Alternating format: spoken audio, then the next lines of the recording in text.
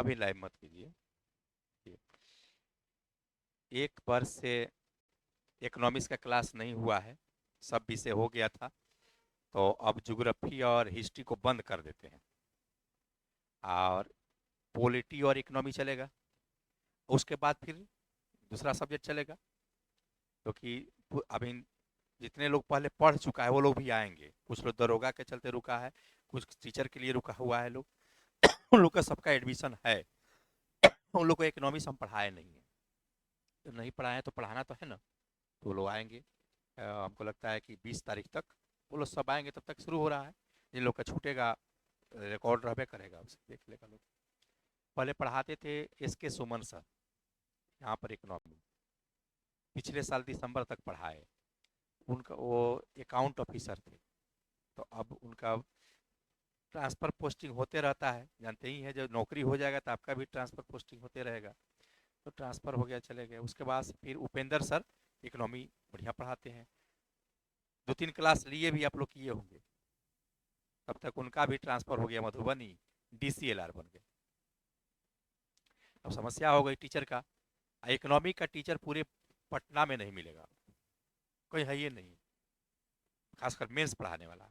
Mains अलग होता है, पीटी अलग होता है, आप देख ही रहे हैं। तब हम बहुत दिन से तलाश कर रहे थे। तब कौन है, थे IAS में पढ़ा रहे थे ये सर। इनका नाम है SK गौतम। ये वहाँ पढ़ा रहे थे, तो पटना शिफ्ट कर गए। पटना शिफ्ट कर गए तो हमसे संपर्क हुआ। हम बोले इकोनॉमी के टीचर का तो जरूरत है हमको, चलिए क्लास देते हैं, आप पढ़ाइए। अच्छा पढ़ाइएगा तो लड़के लोग पसंद करेंगे, तो कोई दिक्कत नहीं है क्या। तो इनसे पढ़िए आप लोग, हमको फीडबैक दीजिएगा। क्योंकि पहले से ही पढ़ाए हैं तो इनको नॉलेज होगा काफ़ी, जहाँ तक हमको उम्मीद है। जब पढ़ा जो कोई भी पढ़ाता है, 2-4 बैच पढ़ा लेता है तो उसको पूरा नॉलेज हो जाता है। तो सिलेबस आज बताएंगे, सिलेबस को समझेंगे, और फिर हमको कल भी पढ़ाएंगे ये। रेगुलर इनका क्लास मंडे टू फ्राइडे कर देंगे। और तब हमको अगले सप्ताह में बताइएगा आप लोग, मंडे मंडे को क्लास करके तब बताइएगा हम लोग क्या समझे, आप क्या चीज़ में कमियां है। अगर कमियां होगी तो दूर करने का उपाय बताएंगे उनको कि ऐसे उपाय करें। नहीं समझ में आ रहा है तो क्यों समझ में नहीं आ रहा है ये भी हमसे आप लोग बताएंगे। ठीक है, कोई दिक्कत तो भेजते हैं सर।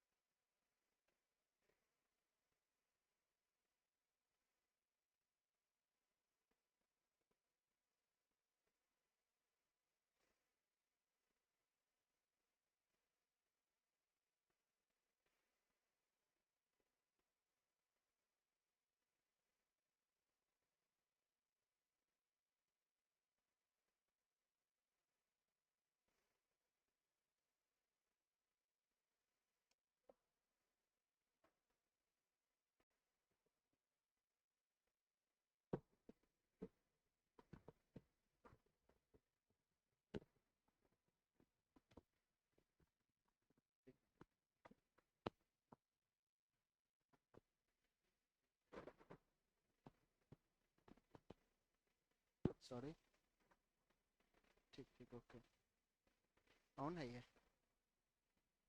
ये ऑन है। Hello, good evening. मैं संजन गौतम, आप सबों का इंडियन इकोनॉमी का क्लास लूँगा, foundation, right, foundation batch mains का। और इस फील्ड में पिछले 8-10 साल से मैं जुड़ा हुआ हूँ। ठीक है, इससे पहले मैं दिल्ली में था। ठीक ठाक इंस्टीट्यूशन हैं, बड़े इंस्टीट्यूशन। आवाज़ मिल रही मेरी आपको? आवाज़, सॉरी। Okay okay. तो दिल्ली में एक बड़े संस्थान से मैं जुड़ा हुआ था एक लंबे समय से, और सिविल सर्विसेज की मेरी जर्नी रही है यूपीएससी की। देन फिर मैंने डिसाइड किया कि नहीं, चलो बिहार स्विच करते हैं, पटना जाते हैं, और वहाँ पे ठीक ठाक अपॉर्चुनिटी है। अपॉर्चुनिटी इन द सेंस की सिविल सर्विसेज की प्रिपरेशन वहाँ भी होती है, तो वहाँ पे बच्चों को प्रॉपर जो भी क्वेरी है उसको एड्रेस किया जाए, राइट। तो इंडियन इकोनॉमी के कॉन्टेक्स्ट में हम क्लास को कंटिन्यू करेंगे, क्लास रन होगा, और उसके रिगार्डिंग यानी हम ये मान के चलेंगे कि बिल्कुल आप लोग बिगनर्स हो और बेसिक से स्टार्ट करेंगे, राइट। यानी आपका हो सकता है मे बी इकोनॉमी बैकग्राउंड भी हो, फिर भी हम मान के चलेंगे कि एबीसीडी से, और बिल्कुल बेसिक जो कॉन्सेप्ट्स हैं इकोनॉमी के, ठीक है, उनको एड्रेस करेंगे, राइट। तो हमारे कुछ 15-16 मॉड्यूल्स हैं, 20 मॉड्यूल्स हैं, और उस मॉड्यूल्स को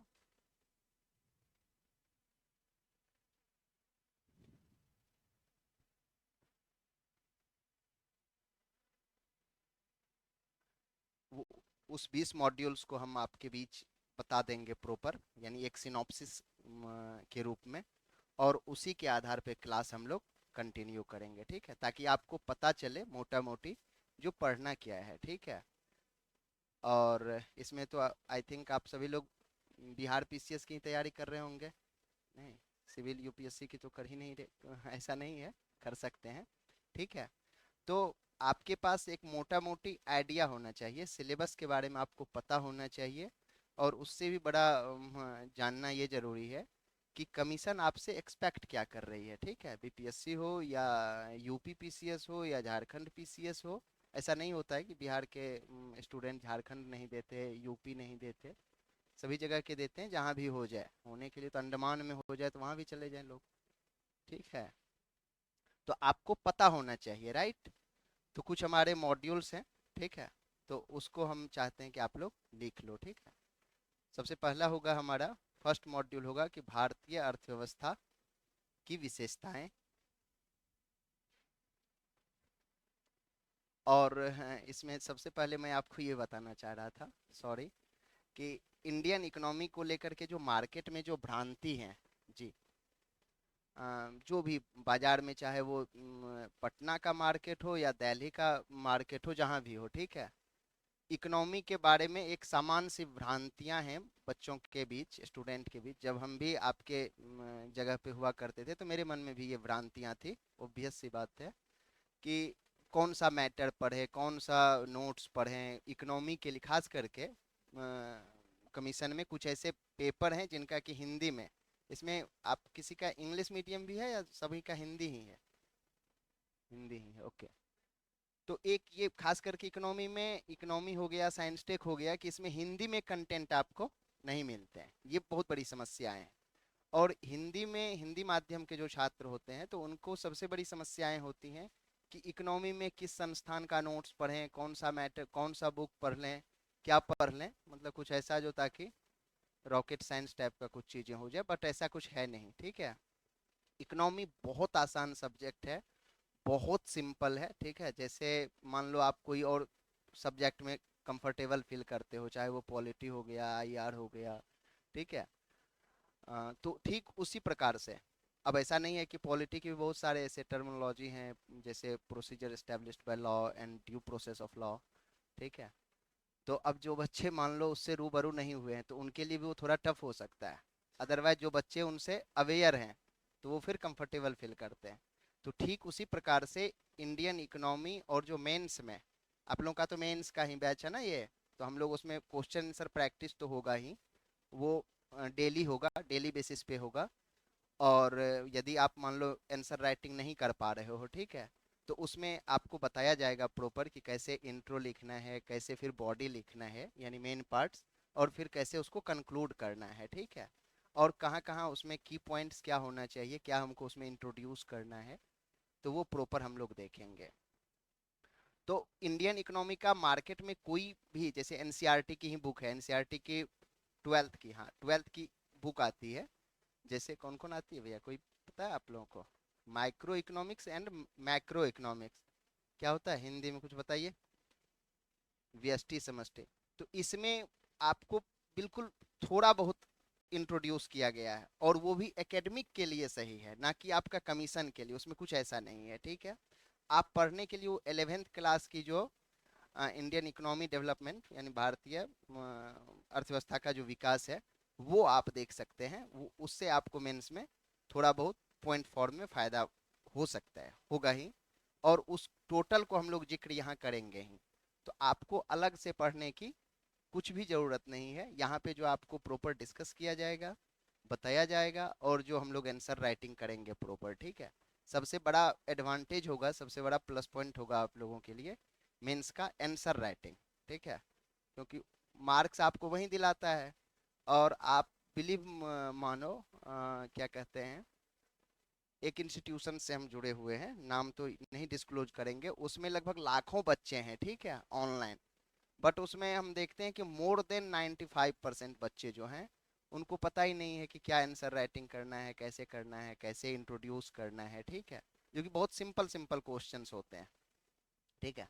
तो आई होप कि आपके साथ ये सब समस्याएं नहीं होंगी। इकोनॉमी की कुछ ऐसी बुक हैं, दत्त एंड सुंदरम की, मिश्रा एंड पुरी की, तो वो भी एकेडमिक के लिए बुक, अच्छी बुक है वो, बट वो एकेडमिक के लिए ठीक ठाक है, उसका आपका कमीशन से बहुत ज़्यादा लेना देना नहीं है। चलिए हम लोग देखते हैं, ठीक है, जो मॉड्यूल्स हैं, और हम लोग आपका क्लास जिस ओर मूव ऑन करेगा। देखिए भारतीय अर्थव्यवस्था फर्स्ट, भारतीय अर्थव्यवस्था की विशेषताएं और कुछ सामाजिक आर्थिक मुद्दे। भारतीय अर्थव्यवस्था की विशेषताएं और कुछ सामाजिक आर्थिक मुद्दे, इसमें जैसे हो जाएगा निर्धनता, बेरोजगारी और असमानताएं। फर्स्ट है भारतीय अर्थव्यवस्था की विशेषताएं और कुछ अन्य सामाजिक आर्थिक मुद्दे, जिसमें आ गया आपका पॉवर्टी, निर्धनता, अन अनएम्प्लॉयमेंट, बेरोजगारी और असमानताएं। अब देखिए ये सीधा सीधा आपका मेंस से जुड़ा हुआ सिलेबस है। अच्छा सिलेबस तो आप लोगों को पता ही होगा ना भैया, सिलेबस पता है ना आप लोगों को, नहीं पता? अच्छा, ये तो मुझे पता था, मतलब इतना तो एक्सपेक्ट कर ही सकते थे। खैर एनीवे, देखिए है क्या कि एक बहुत अच्छी कहावत है चाइना की, कि वहाँ के डिफेंस मिनिस्टर ने बोला था 1962 में, कि जब मुझे मान लो कोई पेड़ काटना पड़े और मेरे पास वो हथियार हो, औजार हो, तो उसका हम मोर देन 60% टाइम जो है उसको धारदार बनाने में करेंगे, ताकि पेड़ भले आसानी से कट जाए, चाहे विशाल पेड़ ही क्यों ना हो।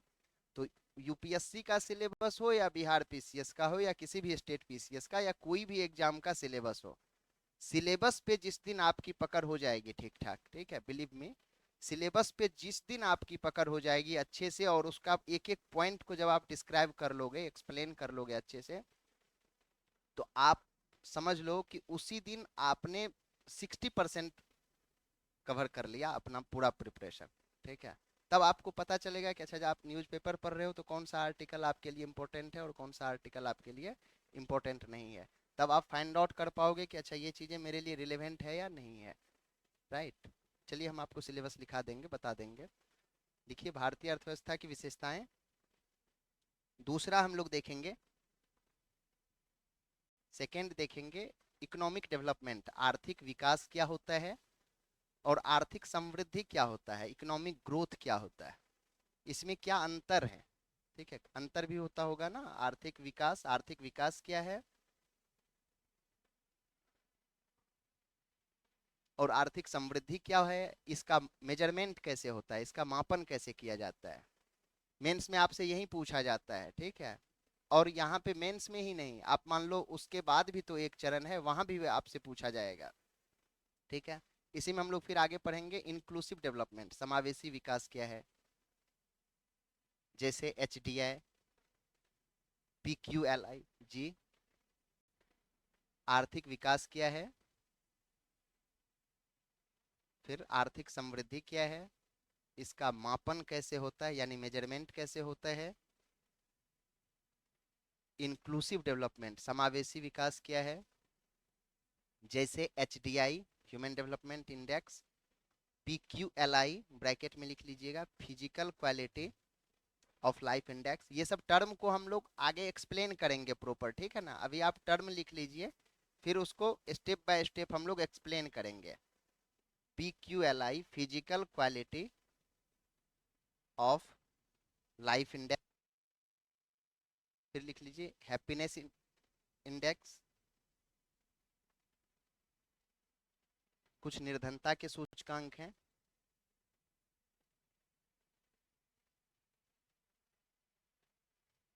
जैसे कुछ लैंगिक असमानता, जेंडर डिस्पेरिटीज, जैसे GGI हो गया, जेंडर गैप इंडेक्स। क्या मीन्स हुआ बताइए।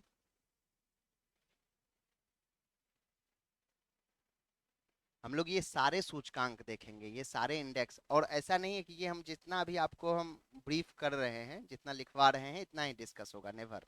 ये बस आपको एक मोटा मोटी बता रहे हैं, एक इंट्रोड्यूस कर रहे हैं कि कैसे हम लोग, ये आपको 10% है, 90% तो और हम लोग फिर जब क्लास स्टार्ट होगा प्रॉपर आपका, तो देन फिर हम लोग कंटिन्यू करेंगे। जेंडर गैप इंडेक्स, लैंगिक अंतराल सूचकांक, ये सारे सूचकांक हम लोग देखेंगे प्रॉपर, ठीक है। और इसमें लिख लीजिए MDG millennium development goal, SDG sustainable development goal.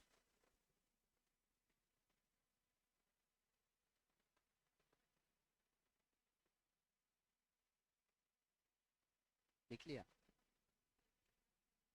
और फिर नेक्स्ट हम लोग करेंगे बेसिक कॉन्सेप्ट्स हैं कुछ माइक्रो इकोनॉमिक्स के।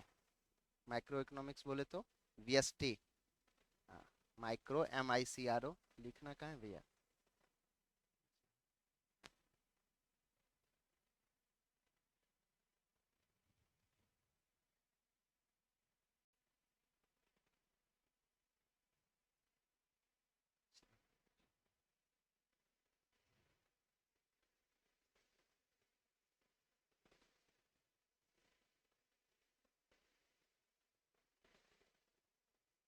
ओ बड़ा बड़ा लिखना है। VST पता चल रहा है आप लोगों को, और बड़ा लिखें। ये M है। राइटिंग मेरी अच्छी नहीं हुई है शुरू से, ये सब ड्रॉबैक रहा है मेरे साथ। माइक्रो इकोनॉमिक्स, व्यष्टि अर्थशास्त्र, इसमें हम लोग लिखेंगे, इसमें देखेंगे, सॉरी, मांग एवं पूर्ति, सॉरी,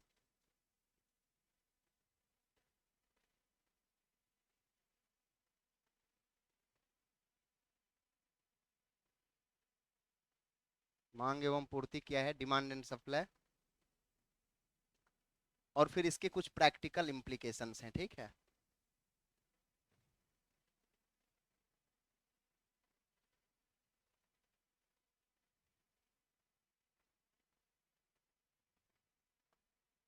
प्रैक्टिकल इम्प्लीकेशंस यानी इसके व्यावहारिक निहितार्थ बोलते हैं ना हिंदी में। ये इरेज कैसे होगा, अच्छा सॉरी। हाँ,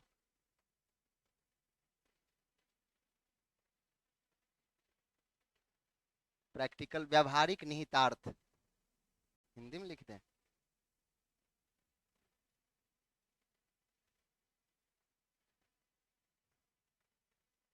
व्यावहारिक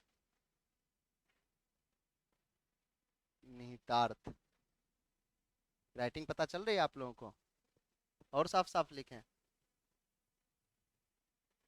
फिर देखेंगे बेसिक कॉन्सेप्ट्स, क्या नहीं पता चल रहा।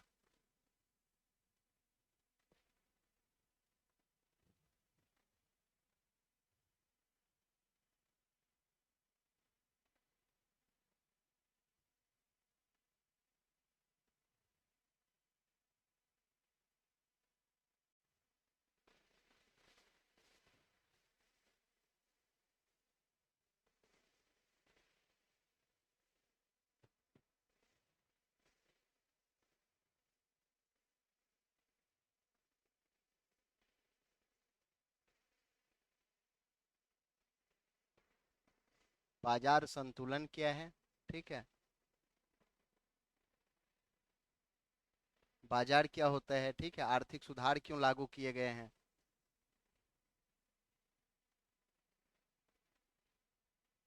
मार्केट क्या होता है, मार्केट से आप क्या समझते हैं, ये सब बिल्कुल बेसिक बेसिक चीजें हैं जो हम लोग आगे देखेंगे, ठीक है। आर्थिक सुधार आखिर क्यों लागू करें, आपसे पूछा जाएगा कि इकोनॉमिक रिफॉर्म्स क्यों लाया गया, इसके क्या सब इम्प्लीकेशंस हुए, आखिर क्यों लाना चाहिए गवर्नमेंट को, ठीक है। और इसमें कुछ कुछ लॉजिक हैं जो देखेंगे, कुछ कुछ कॉन्सेप्ट्स हैं, उसे देखा जाएगा। फिर आपका होगा इसमें नेक्स्ट,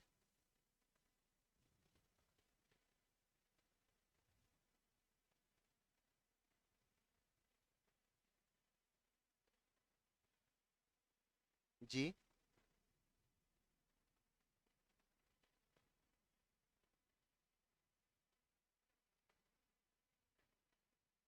इस पे, अच्छा हाँ, ठीक, थैंक यू।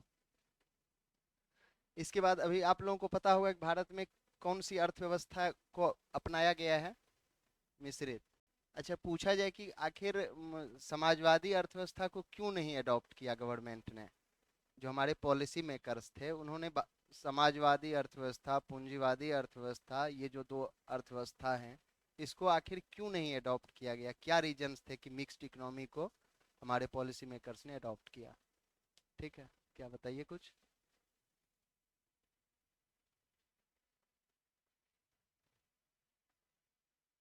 हाँ, अच्छा, ठीक है, हाँ,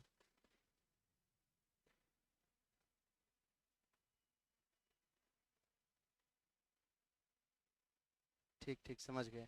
कितने लोग इनसे एग्री कर रहे हैं, आप इनकी बात को सुने तो एग्री कर रहे हो, अच्छा, सभी लोग एग्री कर रहे हैं, चलिए ठीक है, देखेंगे।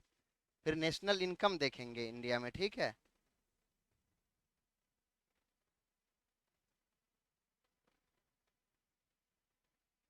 एक मिनट, सॉरी,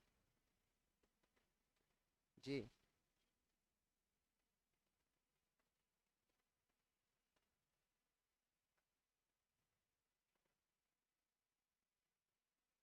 ओ सॉरी, हिंदी में लिखना था, नहीं, राष्ट्रीय आय,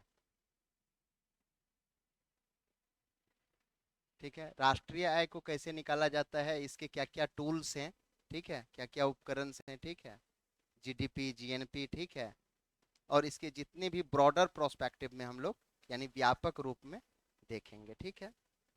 फिर मौद्रिक प्रणाली देखेंगे, इससे क्वेश्चन आता है मेंस में, आप लोगों ने देखा है क्वेश्चन मेंस का, मेंस का क्वेश्चन नहीं देखे आप लोग, तो कुछ बताइए कोई क्वेश्चंस,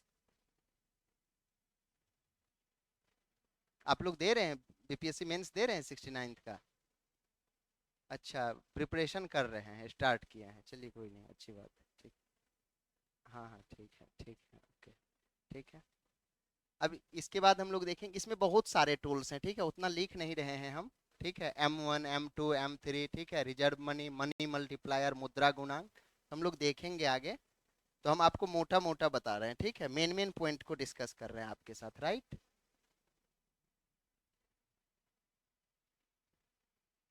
आरबीआई का फंक्शंस देखेंगे, आरबीआई का कार्य क्या है, ठीक है,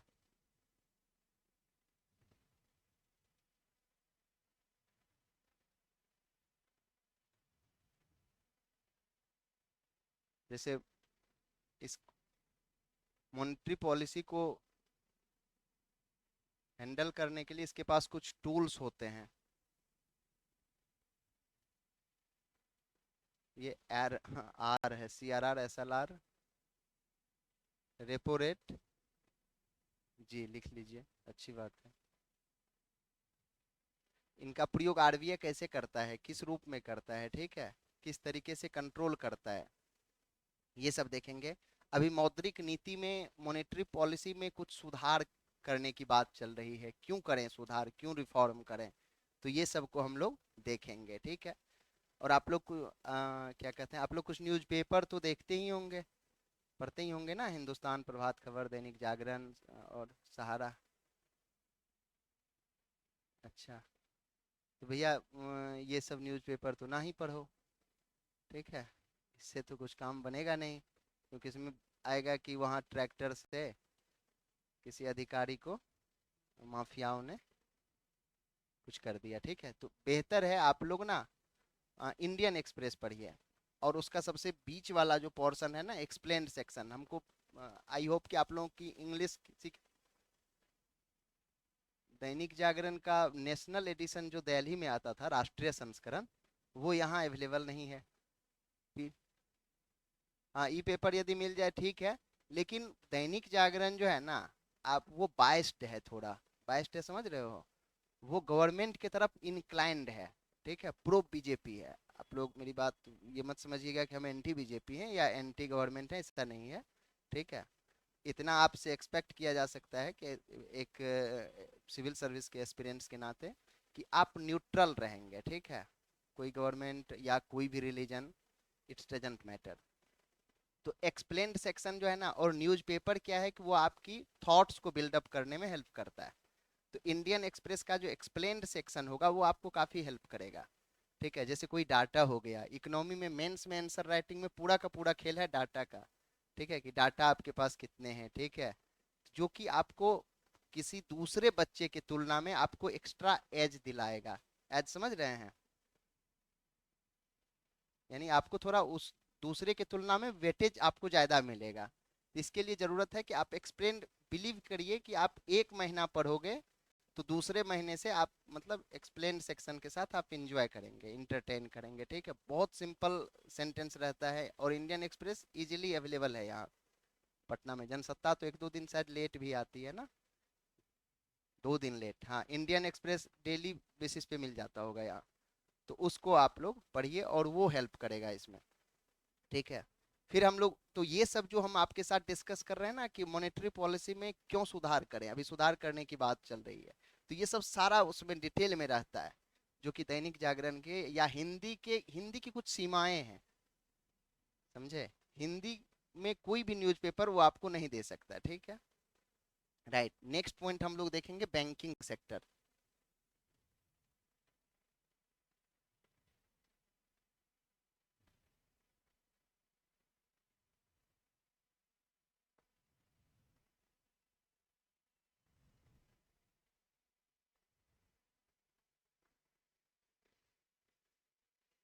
भारत में बैंकिंग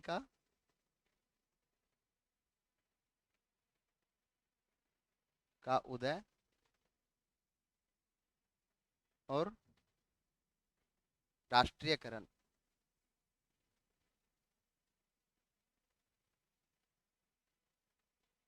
सॉरी, और इसका रिफॉर्म जो लिया गया, सुधार,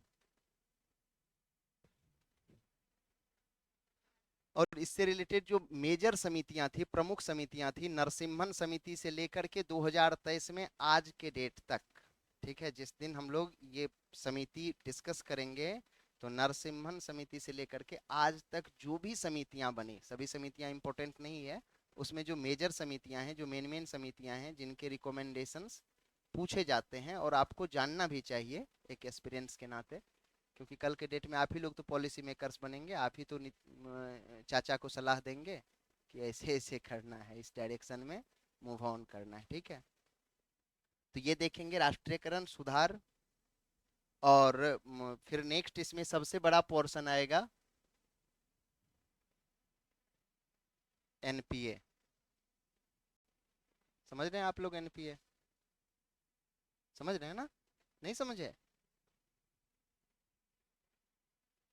एक ही दो लोग समझ रहे हैं भैया, हिंदी में बोलते हैं इसको नॉन परफॉर्मिंग एसेट्स, गैर निष्पादित। भैया नहीं कुछ जो समझ में आए तो पूछ लेना, ठीक है, क्लियरली, क्योंकि आप लोग को फंडामेंटल राइट्स है यहाँ पूछने का, ठीक है। गैर निष्पादित परिसंपत्तियां, थोड़ी राइटिंग सही नहीं है, कुछ दिन के बाद हैबिचुअल हो जाएंगे, एक दो दिन के बाद फिर ज्यादा इशूज नहीं होगा, ठीक है। एनपीए क्यों बढ़ा, ठीक है। इतने चाचा लोग, ताऊ लोग बाहर चले गए रुपया ले लेके, ठीक है, और इंडिया में, बिहार में पॉवर्टी जो है डे बाय डे इंक्रीज हो रहा है, एनपीए बढ़ रहा है, गवर्नमेंट को सारा पता होता है, सब कुछ पता होता है, सारे इंटेलिजेंस होते हैं उनके पास, ठीक है, लेकिन फिर भी गवर्नमेंट उसको कंटेन नहीं कर पा रहा है, नहीं रोक पा रहा है, ठीक है। ये संकट डे बाय डे क्यों इंक्रीज हो रहा है, तो इसको हम लोग विस्तार में देखेंगे, ठीक है। और ये आपका मेंस का बहुत ही मतलब वाइब्रेंट टॉपिक है, बहुत ही बर्निंग टॉपिक है। एनपीए पे आपकी ठीक ठाक पकड़ होनी चाहिए, ठीक है। एनपीए संकट, एनपीए क्यों बढ़ा, हाँ। अरे और ऐसा नहीं है कि गवर्नमेंट ये सब जानते हुए कुछ मेजर्स नहीं ले रहे हैं, कुछ उपाय नहीं कर पा रहे हैं, ऐसा नहीं है। गवर्नमेंट बहुत सारे मेजर्स ले रहे हैं, यानी सरकारी उपाय किए जा रहे हैं, ठीक है। लिख लिए आप लोगों ने एनपीए में समस्या क्या है। और एनपीए से रिलेटेड इकोनॉमिक सर्वे में जो भी इकोनॉमिक सर्वे आती है, आप लोग पता ही है, बजट से एक दिन पहले, तो उसमें बहुत सारे प्रोविजंस किए जाते हैं, बहुत सारे रिकमेंडेशंस होते हैं, ठीक है। और इकोनॉमी को पढ़ने के लिए, ठीक है, चाहे आप यूपीएससी दो, कोई भी पीसीएस दो, तो इसके लिए सबसे बेस्ट सोर्स होता है, कोई भी एनसीईआरटी मार्केट का कुछ भी मत पढ़ो आप, इकोनॉमिक सर्वे में आपको कुछ चीज़ें पता होनी चाहिए, ठीक है।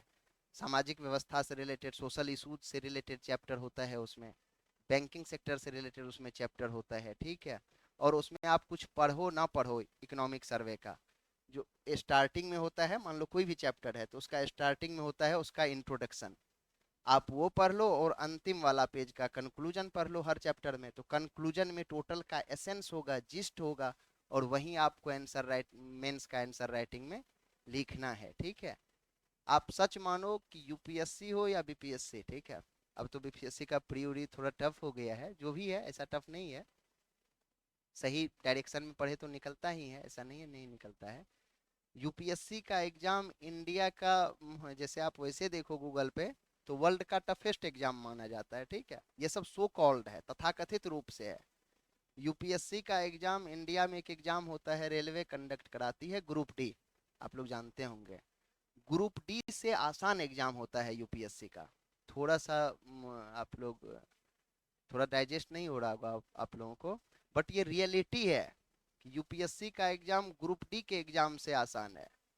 ग्रुप डी के बच्चे जितना वो फैक्ट याद कर रहे होते हैं कि दीवाने अर्ज, दीवाने की खलवत, क्या क्या नहीं, ठीक है। यूपीएससी में फैक्ट याद ही नहीं करना, कमीशन में आपको मेंस में फैक्ट थोड़ा ना याद करना है।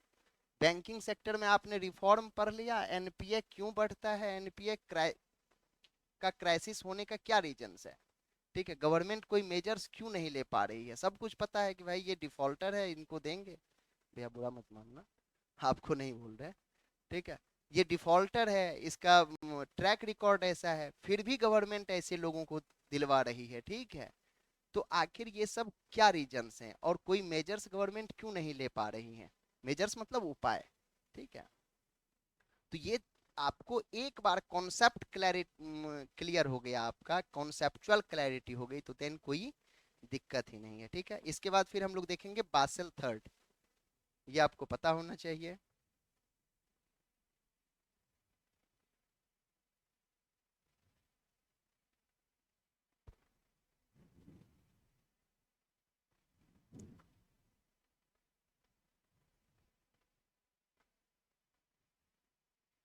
वित्तीय संस्थान देखेंगे, फाइनेंशियल इंस्टीट्यूशंस, इसी के बाद लिख लीजिए नॉन बैंकिंग फाइनेंशियल इंस्टीट्यूशंस, गैर बैंकिंग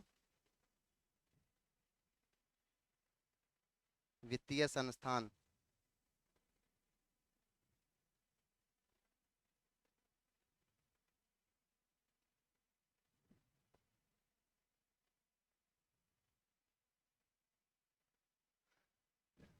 इसके बाद हम लोग देखेंगे विकास बैंक,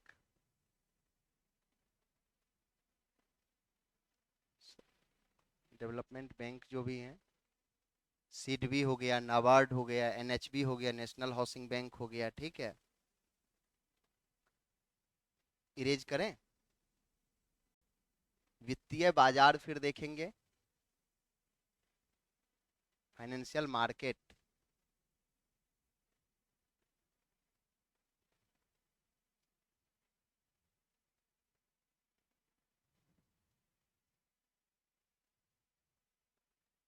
इसमें हम लोग दो चीजें देखेंगे, मुद्रा बाजार, मनी मार्केट और पूंजी मार्केट, कैपिटल मार्केट, पूंजी बाजार।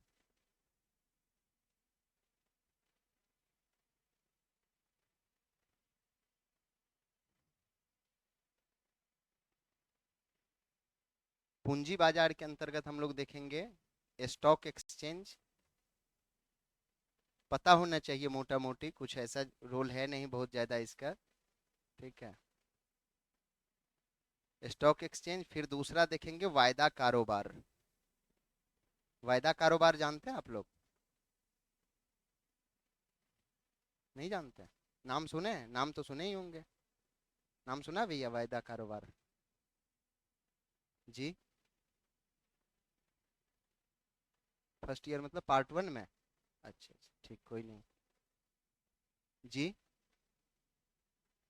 फ्यूचर मार्केट होता है, आगे देखेंगे सट्टेबाजी के कॉन्टेक्स्ट में, ठीक है, सट्टेबाजी के क्या लाभ हैं, ठीक है। और आपको पता होगा कि गवर्नमेंट जो है ना इसको प्रमोट कर रही है, गवर्नमेंट बढ़ावा दे रही है, ठीक है। और जब हम लोग एग्रीकल्चर सेक्टर पढ़ेंगे तो वहां भी इसका रोल आएगा, ठीक है, एग्रीकल्चर में भी इसका रोल होगा। और इकोनॉमी की सबसे बड़ी विशेषता है, मतलब सभी सब्जेक्ट में है, कमीशन में तो है ही ऐसा, कि सभी चीजें ना काफी इंटरकनेक्टेड हैं, परस्पर संबंधित है, ठीक है, इंटर रिलेटेड है। और रिजल्ट आप ही का आएगा, यानी उसी का आता है जो कोरिलेट करना जान गया, ठीक है। एक सब्जेक्ट से आप हिस्ट्री को भी ज्योग्राफी से लिंक कर सकते हो, हिस्ट्री को आप इकोनॉमी से लिंक कर सकते हो, हिस्ट्री को आप साइंस टेक से लिंक कर सकते हो, ताकि वहाँ जो आंसर चेक करने वाले लोग हैं तो उनको पता चले कि नहीं ये जो पढ़ा है तो काफी कॉम्प्रिहेंसिव वे में प्रिपरेशन किया है, ठीक है। तो फिर आपका जो मार्क्स होता है वो अच्छा होता है, ठीक है। अब इसमें हम लोग देखेंगे कुछ वित्तीय क्षेत्र के सुधार। ज्यादा स्लो तो नहीं चल रहे भैया, बताना कुछ मुझे तो। वित्तीय सुधार,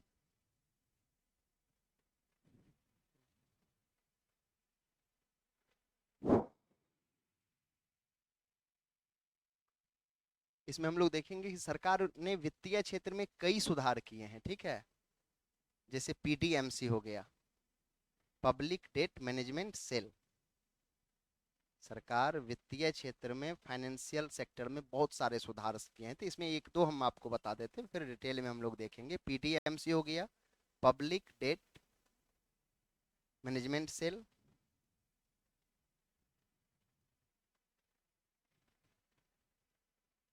public debt, डीईबीटी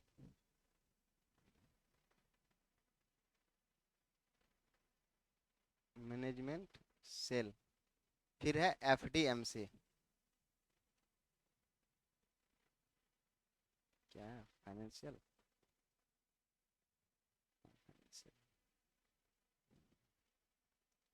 financial data management centre.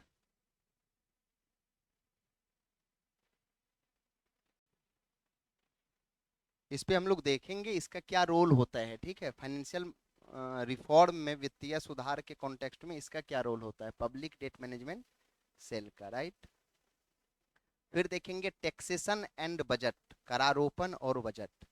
इसमें हम लोग देखेंगे कि 2021 में एक अमेंडमेंट लाए थे, ताऊ जी मोदी जी एक अमेंडमेंट लाए थे, एक संशोधन लाए थे, कराधान कानून संशोधन अधिनियम, लिख लीजिए ये, कहीं मिले तो कुछ पढ़ के आ जाइएगा। कराधान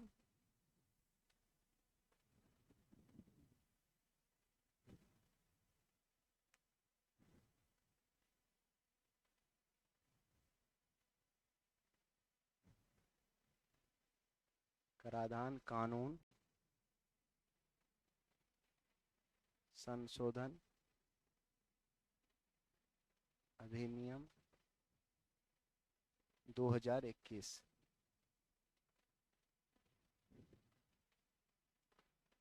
और उसके बाद हम लोग देखेंगे कि भारत में कर सुधार 1991 से लेके 1991 से लेके, आप लोग पता होगा 91 में कुछ रिफॉर्म्स हुए थे इंडिया में, उसके बाद से लेके 2021-22 तक, 23 तक भी देख लेंगे।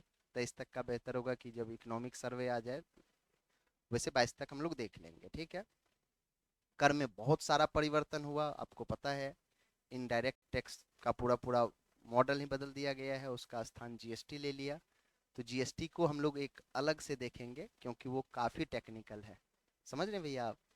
तो कुछ बताना भैया, कुछ रिप्लाई उप्लाई नहीं कर रहे आप रिस्पॉन्स करोगे तो पता चलेगा कि नहीं चीज़ें चल रही हैं, ठीक है। प्रत्यक्ष कर में भी काफ़ी सुधार किए गए हैं, डायरेक्ट टैक्स में भी काफ़ी सुधार किए गए। गवर्नमेंट ने एक कमिटी इसके लिए, काफ़ी फेमस कमेटी है जो गठित किया था, बताइए। डायरेक्ट टैक्स में नहीं, अरबिंदो मोदी समिति, ठीक है। इसके अलावा अंतरराष्ट्रीय इंटरनेशनल लेवल के भी बहुत सारे सजेशंस हैं, जिसमें से कुछ सजेशंस को सेंट्रल गवर्नमेंट ने, भारत सरकार ने अडॉप्ट किया है, ठीक है। समझ रहे हैं आप? इसके बाद जैसे गार है, नाम सुना ही होगा आप लोगों ने, क्या होता है बताइए? GAAR, GAAR, general anti avoidance rule. ये सब तो बेसिक बेसिक चीजें भैया, 10th 11th में पढ़ते हैं बच्चे। गार, जनरल एंटी एवॉइडेंस रूल, हम लोग इसको देखेंगे डिटेल में, ठीक है। आप लोग परेशान मत होइएगा कि क्या चल रहा है चीजें, ठीक है। General anti avoidance rule. इसके बाद हम लोग देखेंगे पोएम। पोएम मतलब वो कविता वाला नहीं। पोएम क्या, बताइए? नाम नहीं सुना आपने क्या दोस्त? पोएम मतलब प्लेस ऑफ इफेक्टिव मैनेजमेंट। नाम से ही पता चल रहा है, फिर हम लोग डिटेल में देखेंगे। Effective management,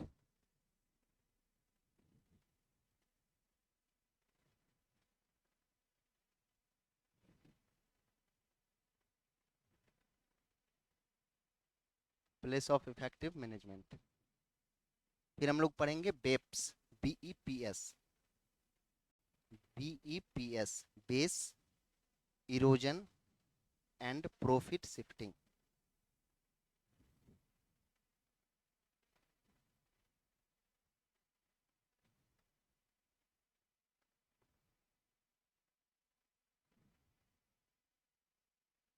sorry,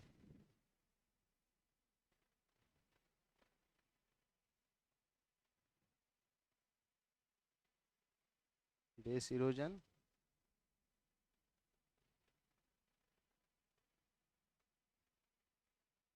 profit shifting.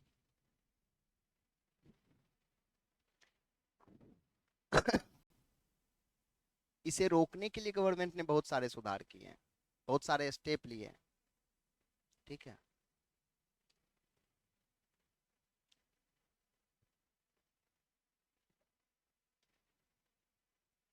और आप लोगों ने तो क्वेश्चन ही नहीं देखा।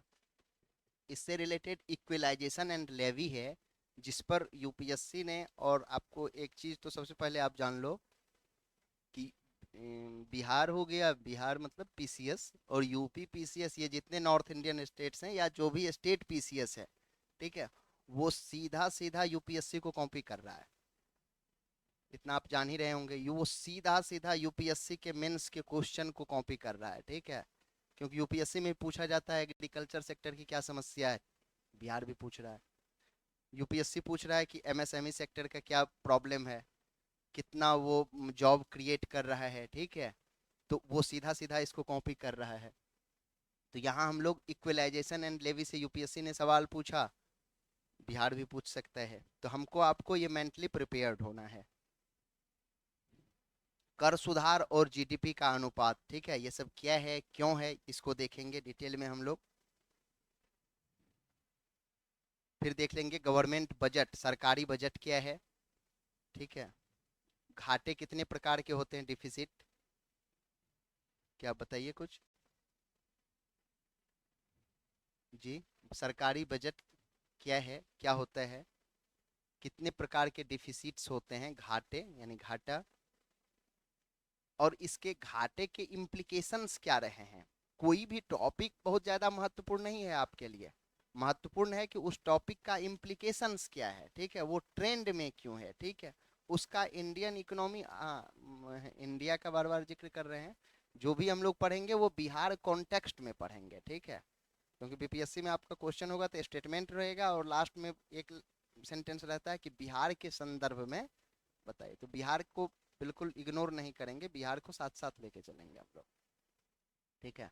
सरकार क्या उपाय कर रही है, सरकार सोई हुई नहीं है, जो भी हम लोग टॉपिक देखेंगे उसमें गवर्नमेंट का स्टेप देखेंगे, स्टैंड देखेंगे, ठीक है, गवर्नमेंट ने क्या क्या स्टेप लिया है, ठीक है, सरकारी मेजर्स क्या है, ठीक है, सरकार क्या उपाय कर रही है। जैसे एफआरबीएम हो गया, नाम सुने होंगे एफआरबीएम आप लोग, fiscal responsibility and budget management. FRBM review committee है जिसके चेयरमैन कौन बनाए गए थे, एनके सिंह, ठीक है, तो एनके सिंह ये कमेटी ने कुछ ना कुछ रिकमेंडेशंस भी दिया होगा, गवर्नमेंट उस रिकमेंडेशंस पे काम किया या नहीं वो देखेंगे हम लोग, ठीक है, लिख लीजिए एफआरबीएम, ठीक है। केंद्र और उसके बाद हम लोग आ जाएंगे केंद्र और राज्य के बीच जो वित्तीय संघवाद वाला जो इशूज है, ठीक है, तो वो देखेंगे। फिस्कल फेडरलिज्म, वित्त आयोग के क्या क्या फाइनेंस कमीशन के क्या क्या रिकमेंडेशंस हैं, वित्त आयोग की सिफारिशें देखेंगे, ठीक है। और इसमें अभी चाचा का एक डिमांड फिर से शुरू होने लगा है, विशेष दर्जा, ठीक है, तो स्पेशल कैटेगरी, स्पेशल स्टेटस, ठीक है, और स्टेटस, ये तीनों टर्म होते हैं, ठीक है, तो इसको भी देखेंगे। चाचा का मांग कितनी कितनी दूरी तक जायज है या नहीं, जायज है या नहीं, इसको भी देखेंगे, ठीक है, क्योंकि चाचा बार बार उठा रहे हैं इस इशूज को, ठीक है। गाडगिल मुखर्जी फार्मूला देखेंगे, ठीक है, ये फार्मूला क्या है, क्या किया गया था इसमें। इसके बाद हम लोगों का सबसे बड़ा टॉपिक है इकोनॉमिक प्लानिंग, आर्थिक नियोजन, ठीक है, यानी योजना आयोग वाला जो टॉपिक है, ठीक है। योजना आयोग बनाम नीति आयोग, क्यों बनाया गया नीति आयोग, योजना आयोग अपने मिशन को अचीव करने में कितनी दूरी तक सफल रहा या नहीं, ठीक है, नीति आयोग बनाने के क्या रीजंस थे, नीति आयोग का क्या प्रोस एंड कॉन्स है, प्रोस एंड क्या, हाँ वो तो देखेंगे थिंक टैंक पे कितना वो सही हुआ है, धरातल पे कितना फलीभूत हुआ है, नहीं वो देखेंगे, उसके आउटकम्स कितने अच्छे रहे हैं, ठीक है। नीति आयोग क्या अंतर है दोनों में, ठीक है, दोनों अपने मिशन को कितनी दूरी तक अचीव किया है, ठीक है, या जब योजना आयोग था ही तो अलग से बनाने की क्या जरूरत थी, ये देखेंगे, क्या बोले, हाँ तो देख लेंगे हम लोग, ठीक है। नीति आयोग कुछ इनिशिएटिव्स लिए हैं, कुछ पहल किया है इन्होंने, कुछ पहल लिए, बहुत सारे पहल किए हैं, मोदी जी इनको बहुत सारे टारगेट दिए हुए हैं, ठीक है, बहुत सारा टारगेट है कि 2047 तक अचीव करना है, बहुत सारा, जी, बहुत सारा टारगेट है कि 2030 तक अचीव करने के लिए इसको, और बहुत सारे मिशन पे नीति आयोग अभी काम कर रहा है, ठीक है, तो वो देखेंगे। नीति आयोग सहकारी संघवाद को कहाँ तक बढ़ावा दिया, ठीक है, सहकारी संघवाद से सीधा सीधा ये जुड़ा हुआ टॉपिक है, तो ये देखेंगे, ठीक है। और इसी से जुड़ा हुआ एक टॉपिक है प्रतिस्पर्धी संघवाद, यानी कॉम्पिटेटिव फेडरलिज्म। अभी आप देखोगे कि बहुत सारे इंडिया के एक दो स्टेट हैं जो बिल्कुल वो बोल रहा है कि भैया हम नीति आयोग के पैरेलल में अपने यहाँ थिंक टैंक एस्टेब्लिश कर रहे हैं, ठीक है, तो इस क्या, हाँ जो भी है, ठीक है, और इसको देखेंगे जो ये कॉम्पिटेटिव फेडरलिज्म से ये कोलैप्स कर रहा है या नहीं, ठीक है, प्रतिस्पर्धी संघवाद, क्या ये हमारे देश के का जो फेडरलिज्म है यानी संघवाद की जो संरचना है, जो बुनियाद है, उससे ये कोलैप्स तो नहीं कर रहा, यदि, क्या कुछ बोल रहे हो, यदि ये कर रहा है तो आखिर क्यों, ठीक है, इस पर देखेंगे, इन सभी मुद्दे को हम लोग देखेंगे। फिर आर्थिक नीति देखेंगे, यानी फर्स्ट 5 ईयर प्लान से लेके प्रथम पंचवर्षीय योजना से लेके 12 तक, ठीक है। और इसके बीच में दो भारत के प्रमुख अर्थशास्त्री हुए, एक हुए प्रोफेसर अमर्त्य कुमार सेन, आप लोग नाम सुने होंगे, जो केरला मॉडल के बहुत निकट हैं, ठीक है, वो केरला मॉडल से बहुत प्रभावित हैं। और एक हमारे यहाँ हुए जगदीश भगवती अर्थशास्त्री हुए, ये यूएस में ही रहने लगे, ठीक है, तो ये गुजरात मॉडल आप लोग सुने होंगे कि वो एक ऐसा मॉडल था कि जो कोई स्टेट का आदमी था, उसको पूरा का पूरा साम्राज्य का बॉस बना दिया गया। ठीक है, तो वो गुजरात मॉडल से एक हैं जो गुजरात मॉडल से प्रभावित हैं, और एक है केरला मॉडल से प्रभावित हैं। ये दोनों का क्या क्या विजन है, दोनों का क्या क्या अप्रोच है, क्या दृष्टिकोण है। ठीक है, और भारत सरकार किस दृष्टिकोण पे काम कर रही है, भारत सरकार किसको फॉलो कर रही है। ठीक है, और या दोनों में कौन सही है। ठीक है, तो उसको देखेंगे। ठीक है, यही है बेसिकली आपका। और कुछ बताइए। हाँ, इसमें जो सबसे बड़ा टॉपिक आपका है वो एग्रीकल्चर सेक्टर, कृषि क्षेत्र। कृषि क्षेत्र को हम लोग व्यापक रूप में देखेंगे, मेंस के लिए ये बहुत ही इंपॉर्टेंट है। इसको हॉलिस्टिक अप्रोच में देखेंगे, समग्र रूप में। फिर एक हो गया आपका इंडस्ट्री, उद्योग। फिर हो गया पीपीपी, पब्लिक प्राइवेट पार्टनरशिप, सार्वजनिक निजी भागीदारी। इसमें हम लोग देखेंगे यानी पीपीपी और इंफ्रास्ट्रक्चर, पीपीपी के क्या मॉडल हैं, क्या समस्या है इसके साथ। ठीक है, मॉडल है तो कुछ ना कुछ तो प्रॉब्लम होगा ही। ठीक है, और इसमें केलकर समिति, जो भी समिति हो जहाँ पे बोल रहे हैं वहीं लिखिएगा, केलकर समिति का क्या रिकमेंडेशंस हैं। ठीक है, पीपीपी मॉडल के कॉन्टेक्स्ट में वो देखेंगे हम लोग।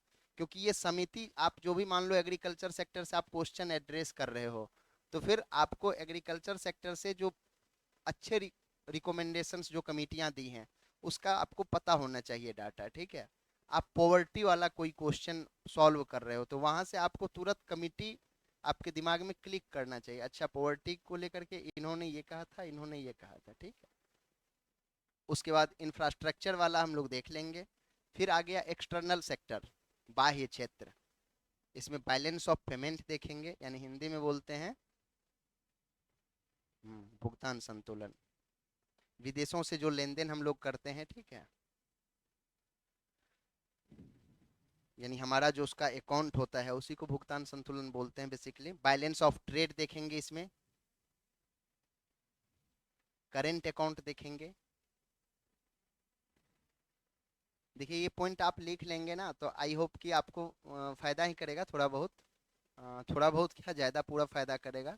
नहीं तो फिर धीरे धीरे ना, जैसे मान लो तीसरा क्लास चलेगा, चौथा क्लास चलेगा, बैलेंस ऑफ पेमेंट का जब हम लोग डिस्कस करेंगे तो फिर आपको पता ही नहीं चलेगा कि क्या, फिर पता ही नहीं चलेगा कि इसमें हम लोग को क्या क्या डिस्कस करना था।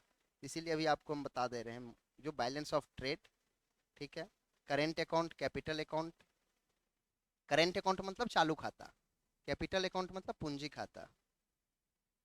इसमें भारत का क्या स्टेटस है, भारत की क्या स्थिति है, ये सब देखेंगे। अब एक है इसमें सबसे बड़ा, एक्सचेंज रेट सिस्टम, विनिमय दर प्रणाली। ठीक है,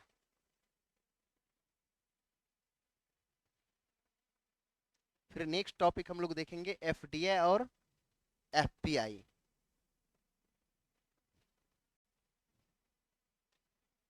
इसका डिफिनेशन हमको आपको पता होना चाहिए, बेसिकली इसका डिफिनेशन पूछता है। ठीक है, इसके साथ देखेंगे pros and cons. Pros and cons मतलब एडवांटेज और डिसएडवांटेज क्या है। ठीक है, कुछ विशेष क्षेत्र में एफटीआई जैसे हो गया multi brand retail, defence sector, ये सब में देखेंगे हम लोग।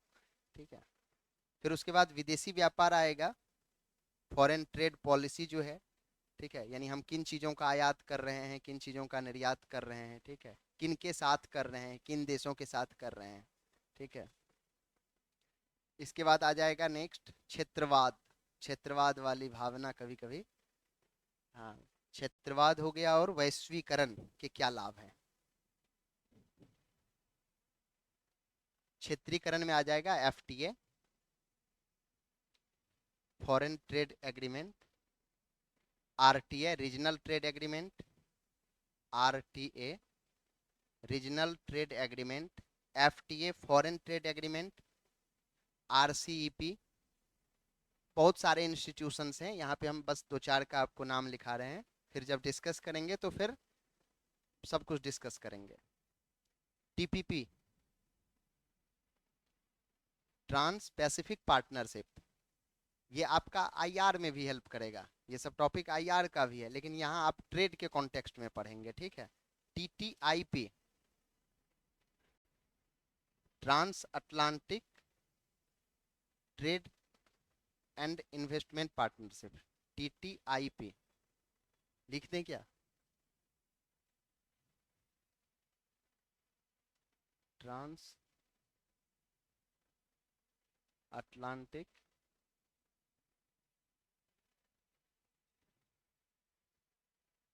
सॉरी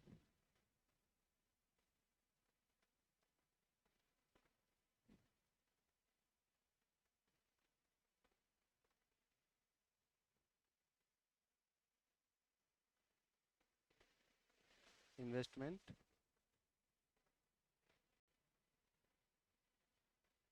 पार्टनरशिप, ठीक है। इसके साथ हम लोग देखेंगे एक न्यू फॉरेन पॉलिसी बनी है ट्रेड के कॉन्टेक्स्ट में, कुछ पता है आप लोगों को? एक तो बना था 2015 से 20 तक, अभी बना है 2021 से 26, लिख लीजिए, न्यू फॉरेन ट्रेड पॉलिसी। आप लोग ना एक चैनल देखते रहना, मोबाइल पे भी देख सकते हैं, PIB एक गवर्नमेंट का चैनल है, प्रेस इंफॉर्मेशन ब्यूरो, ठीक है, सबसे ऑथेंटिक कंटेंट आपको मिलेगा वहाँ, ठीक है। और मिनिस्ट्री वाइज रहता है तो वो हेल्प करेगा, पता नहीं आप लोग कितना फॉलो करेंगे, जो भी। New foreign trade policy 2021 to 26, ये विदेशी व्यापार में आपको देखना था।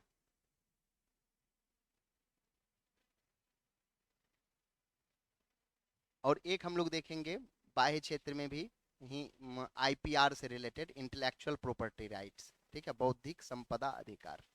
इसमें हम लोग देखेंगे कि भारत का क्या स्टैंड है। भारत का वही स्टैंड है जो दोहा राउंड में जो वार्ता हुई थी, वही भारत का स्टैंड है, फिर हम लोग आगे जिक्र करेंगे, ठीक है। IMF हो गया, वर्ल्ड बैंक हो गया, इसको देखेंगे, ठीक है। फिर हम लोग देखेंगे मिसलेनियस, जो भी रिमेनिंग पार्ट्स है वो हम लोग विविध में देख लेंगे, ठीक है। सिलेबस बताइए, कोई बताओ भैया सिलेबस। लिखा हुआ तो यार सब जगह है, सभी जगह है, आपको पता होना चाहिए ना।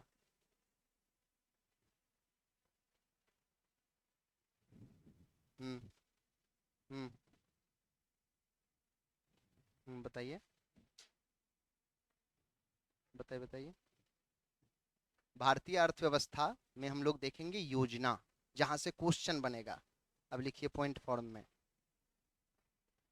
इंडियन इकोनॉमी, लेट तो नहीं हो रहा आप लोगों को जी? हाँ तो भैया बता देना, ठीक ना। भारतीय अर्थव्यवस्था था योजना, काम होगा, मेन काम होगा अब इस पे जो करेंगे हम लोग। संसाधनों को कैसे जुटाया जाएगा, ठीक है, रिसोर्सेज को कैसे मोबिलाइज किया जाएगा। क्या आप कुछ पूछ रहे थे, बताइए।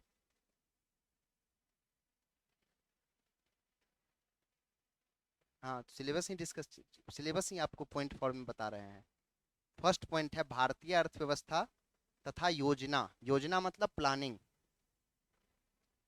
संसाधनों को जुटाने, हिंदी भी जहां ना समझ में आए ना तो पूछ लीजिएगा, ठीक है।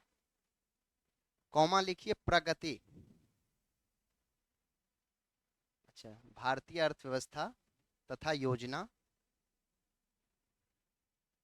कॉमा संसाधनों को जुटाने या संसाधनों को एकत्रित, जुटाने हो जाएगा, मोबिलाइजेशन करना रिसोर्सेज को, आप नहीं लिख रहे हैं, कॉमा प्रगति,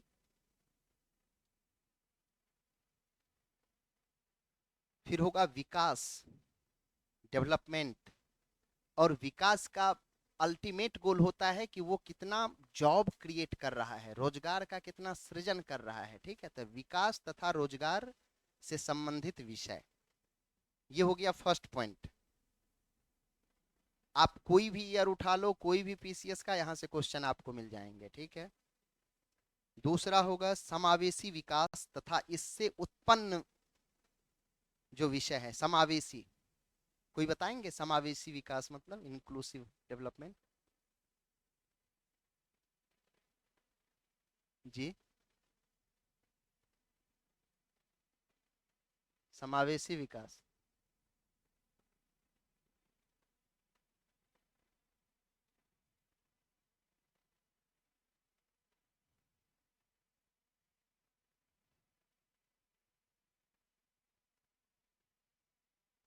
जी बताइए।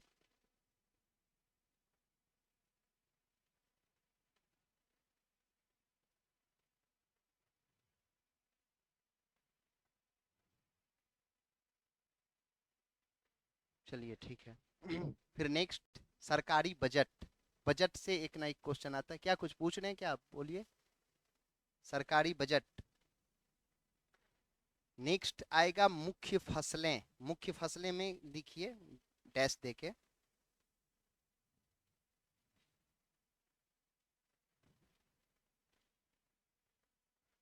ये क्लास कब तक चलती है शाम में आपकी? 6:30 तक ना? अच्छा ठीक है, तो 6:30 तक छोड़ देंगे। ठीक, तो परेशान मत होइएगा आप लोग कि यार बड़ा इरिटेटिंग क्लास चल रहा है ना। मुख्य फसलें में डैश देके लिखिए देश के विभिन्न भागों में। देखिए मोटिव तो समझते ही हैं यार, इसी मिट्टी के हम लोग भी बने हैं। ठीक है, देश के विभिन्न भागों में फसलों का पैटर्न। लेकिन कुछ ना कुछ आउटपुट तो मिलता ही है, कुछ ना कुछ आउटकम तो मिलता ही है। ठीक है, आप कहीं भी जाके पढ़ो, जरूरत है आप उसका यूटिलाइज कितना करते हो। ठीक है, इंडिया का कोई भी बड़ा इंस्टीट्यूशंस आपको सक्सेस नहीं दिला सकता। सक्सेस दिलाता है आपका आंसर राइटिंग, जो आपकी सफलता में की पिलर साबित होता है। और आंसर राइटिंग भी सभी करते हैं, उसमें भी रैंक आपको वही दिलाएगा जो मैंने अभी जो आपके साथ जिक्र किया कि वो जो आप ना, जो एक्स्ट्रा कंटेंट, ठीक है, जो आप कुछ डाटा आप एड ऑन कर रहे हो, ठीक है, दूसरे वाले बच्चे से, यानी बगल वाले क्लासरूम के बच्चे से आप कुछ एक्स्ट्रा लिख रहे हो उसमें, तो एग्जामिनर को पता चले। ठीक है, चीजें सब वही लिखेगा, समावेशी विकास क्या है, 1857 के विद्रोह में कुंवर सिंह का रोल, सभी ये क्वेश्चन भी है ना बिहार का। लेकिन कुछ बच्चे हैं कि उसमें अच्छा कर ले जाते हैं, कुछ बच्चे वहीं लिख देते हैं कि कब जन्म लिया, कब मरा, कहाँ कहाँ सामना किया। लेकिन चीजें,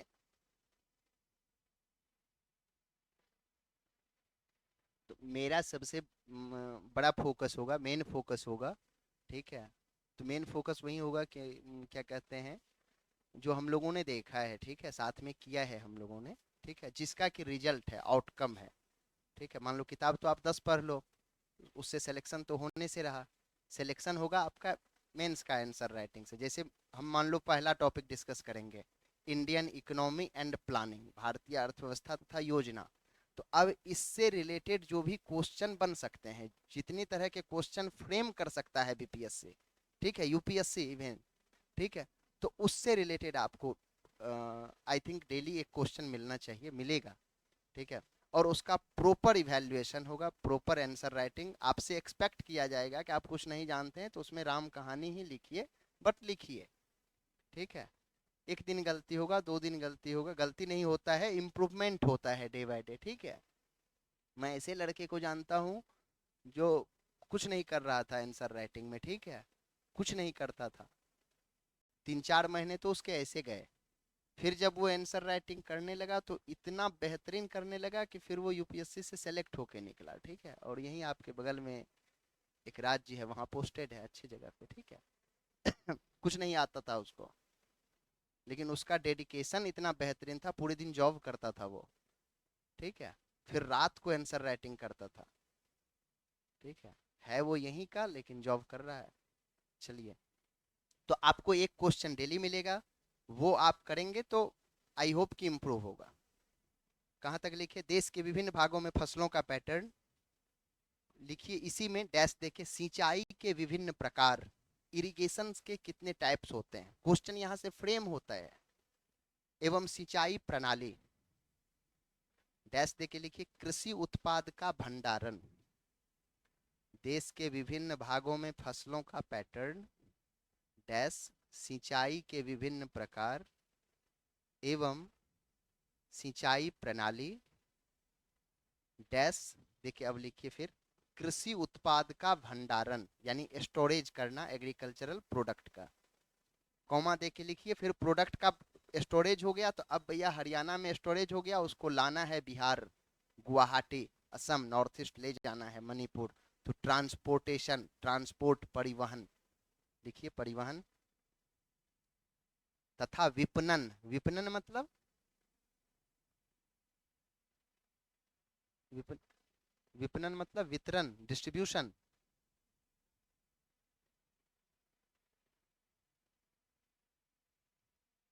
ये तो यार पूरा फैटल अटैक है फिर ये। विपणन मतलब मार्केटिंग। ये तो ये सब टर्म का अर्थ पता होना चाहिए आपको। ये आपके, हाँ, बीपीएससी का सिलेबस डिफाइंड नहीं है, सीधा लिख दिया है अर्थव्यवस्था, भारतीय अर्थव्यवस्था ब्रैकेट में बिहार, उसमें बिहार के संदर्भ में भी। लेकिन ये अर्थव्यवस्था को हम आपको डिफाइन कर रहे हैं, एक्सप्लेन कर रहे हैं कि कहाँ कहाँ से क्वेश्चन वो फॉर्म कर सकता है, ठीक है। विपणन, हाँ, तो ये सब टर्म का अर्थ आपको अच्छे से पता होना चाहिए। विपणन, इससे संबंधित विषय, कॉमा दे के लिखिए, और बाधाएं। अब मार्केट है तो उससे रिलेटेड चुनौतियां भी तो होगी। बिहार में कंपनियां नहीं आ रही हैं, बिहार में अब मान लो रिलायंस जियो का कोई मॉल हो गया, या जो भी बड़ी बड़ी एमएनसीज हैं, ठीक है, वो गुजरात में ताऊ जी ले जा रहे हैं, बिहार में नहीं आ रहा है। ऐसा थोड़ा ना है कि बिहार में जगह नहीं है, बहुत सारे जगह हैं। लेकिन अन्य सारे चैलेंजेज हैं, बहुत सारे चैलेंजेज हैं। ऐसा नहीं कि केवल लॉ एंड ऑर्डर का समस्या है। लॉ एंड ऑर्डर की समस्या यहाँ से ज़्यादा समस्या आपको दिल्ली में मिलेगी। दिल्ली में आप कोचिंग से निकले कब कौन मार दे कोई पता पता नहीं है, ठीक है। लेकिन बहुत सारे ऐसे चैलेंजेज हैं जिनको हम लोग देखेंगे। मार्केटिंग, विपणन, संबंधित विषय एवं बाधाएं। फिर लिखिए नेक्स्ट, इसी में चल रहा है ये, मुख्य फसलें के अंतर्गत ही ये आ रहा है। इसमें आएगा किसानों की सहायता के लिए ई प्रौद्योगिकी, ई टेक्नोलॉजी। जी,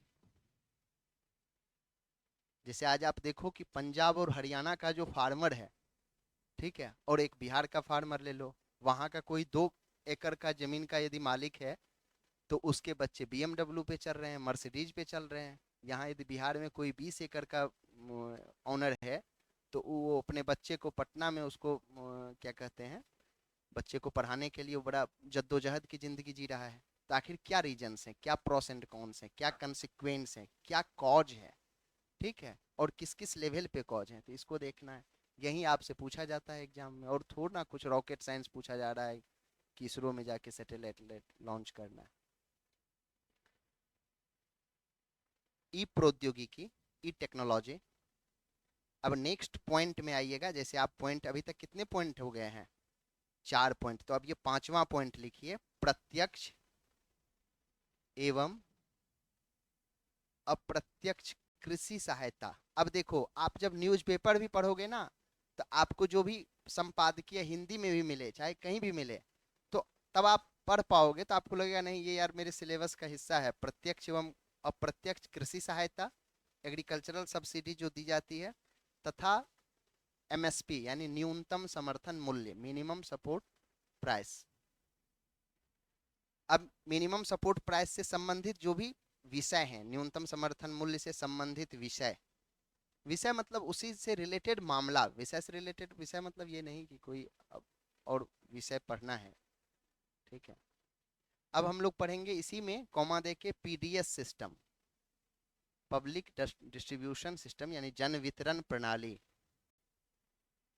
अब इसका क्या, डैश दे के लिखिए यही, जन वितरण प्रणाली में कार्य, उद्देश्य,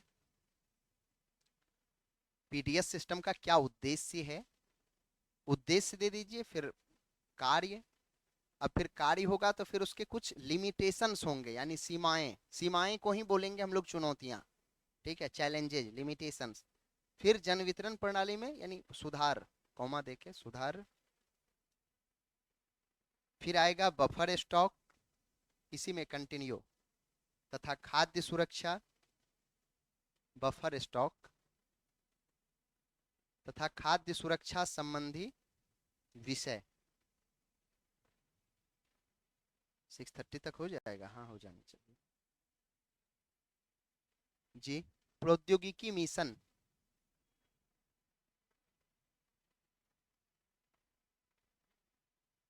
जी नेक्स्ट, प्रौद्योगिकी मिशन, फिर पशुपालन संबंधी अर्थशास्त्र। आप लोगों का मिस हो रहा है क्या?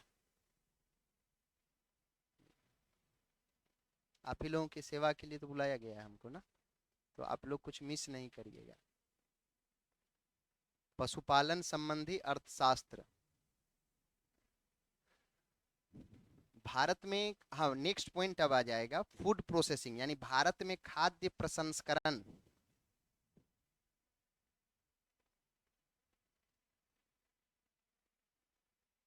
भारत में खाद्य प्रसंस्करण, हिंदी तो शुद्ध होगा ही आप लोगों का, इतना तो एक्सपेक्ट किया जा सकता है। एवं संबंधित उद्योग, इससे रिलेटेड जो भी इंडस्ट्री है, कार्य क्षेत्र एवं महत्व,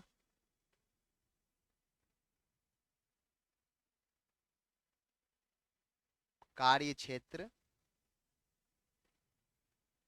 एवं महत्व, भारत में खाद्य प्रसंस्करण का जो कार्य क्षेत्र है, ठीक है, इसका जो इम्पोर्टेंस है, सिग्निफिकेंस है, महत्व, उसकी बात चल रही है, ठीक है, स्थान।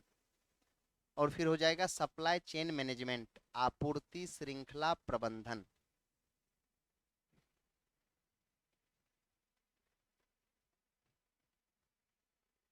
आपूर्ति श्रृंखला प्रबंधन। श्रृंखला ये सही लिखे या गलत? गलत तो नहीं है, सही है या गलत है? क्या भैया गलत है? सही है? अब सही हुआ या पहले सही था? पहले सही था। तब तो सही है भाई। डिक्टेशन आप लोगों का, बचपन में हम लोगों को डिक्टेशन पढ़ाया जाता था विद्यालय में। चलिए इसके बाद हम लोग लिखेंगे लैंड रिफॉर्म्स, जो बहुत बड़ी समस्या है भारत में, भूमि सुधार। इसके बहुत सारे डायमेंशंस हैं, उस डायमेंशन को डिटेल में कवर किया जाएगा, ठीक है। इसमें भूमि सुधार में कुछ मेन मेन चीज जो अभी रिसेंट में हुआ है वो हम आपको बता दे रहे हैं। भूमि अभिलेख प्रमाणीकरण,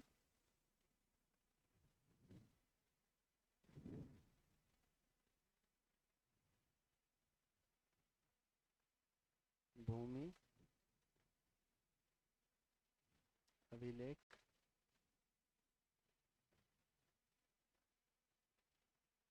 प्रमाणीकरण और डिजिटलीकरण।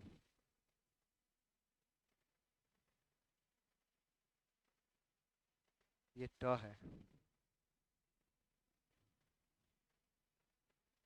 डिजिटलीकरण स्वामित्व,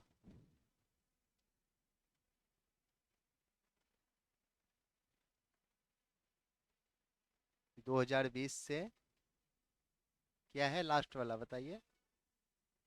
24।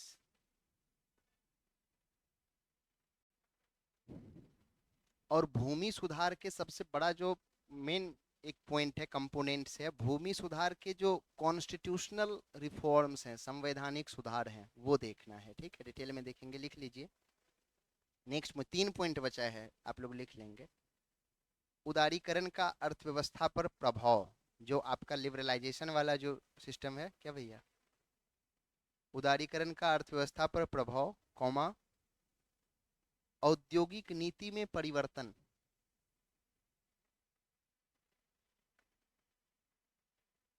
उदारीकरण का अर्थव्यवस्था पर प्रभाव, कौमा, औद्योगिक नीति में परिवर्तन तथा औद्योगिक विकास पर इनका प्रभाव। अच्छा, इसमें से कोई है जो बीपीएससी मेंस इससे पहले लिखा हो? आप लिखे हो? अच्छा, चलिए। औद्योगिक विकास पर इनका प्रभाव। नेक्स्ट, जो आधारभूत संरचना है यानी इंफ्रास्ट्रक्चर, उसी को बोलते हैं बुनियादी संरचना, अवसंरचना, एक ही शब्द है, ठीक है। आधारभूत संरचना में लिख लीजिए डैश देके, ऊर्जा, एनर्जी, पोर्ट बंदरगाह, सड़क, विमानपत्तन यानी एयरपोर्ट, रेलवे। बहुत सारे इंफ्रास्ट्रक्चर के डिफिनेशन इतने व्यापक हो गए हैं, जैसे पहले जनरली लोग यही जानते थे कि सड़क, बंदरगाह, रेलवे और हवाई मार्ग। अब देखो, अब हो गया साइबर अवसंरचना, ठीक है, साइबर अवसंरचना, हरित बुनियादी ढांचा, ठीक है, स्पेशल इकोनॉमिक जोन के से इसमें हम लोग देखेंगे यानी सेज। ठीक है। फिर देखेंगे डेडिकेटेड फ्रेट कॉरिडोर, बहुत सारे हमारे यहाँ फ्रेट कॉरिडोर बन रहे हैं। ठीक है, इसके क्या सिग्निफिकेंस हैं, क्या कंसिक्वेंस हैं। ठीक है, डेडिकेटेड फ्रेट कॉरिडोर, ताऊ जी यही सब कर रहे हैं, कॉरिडोर ही तो बन रहा है, अच्छी चीज़ है, बनना चाहिए। ठीक है, इससे हमारे देश का डेवलपमेंट होगा। ताऊ जी बोल रहे हैं आप लोगों की वेदना तो हर्ट नहीं हो रही। डेडिकेटेड, DE, हरियाणा में बोला जाता है चाचा को ताऊ जी। ठीक है, तो आप लोग कुछ और मत समझ लीजिएगा। डेडिकेटेड, दिल्ली में एक बार कोचिंग संस्थान में ही डिबेट हो गया था, जो वो हिंदी साहित्य में एक कवि हैं बिहारी, बिहारी लाल, नाम सुना होगा आप लोगों ने। तो दो बिहार के बच्चे थे और दो तीन राजस्थान के, बहुत सारे बच्चे थे। तो बिहार के बच्चे जो थे वो थोड़े से तो इमोशनली काफ़ी होते ही हैं। उन्होंने कहा ये बिहार का है। राजस्थान का बच्चा था, क्या भैया बिहार का नहीं है, वो नाम है बिहारी। अब अटल बिहारी वाजपेयी में बिहार के थोड़ी थे, वो MP के थे। हाँ, ठीक है। तो चलिए, तो यहाँ हम लोगों को थोड़ा सा इमोशनली और मेंटली स्ट्रांग होना है, देखना है चीज़ों को बहुत नज़दीक से। हाँ, तो ताऊ जी पे बात कर रहे थे, तो थोड़ा सा आप लोग मत लीजिएगा अपने ऊपर ना। हाँ, चीज़ों को, freight corridor, DEDI,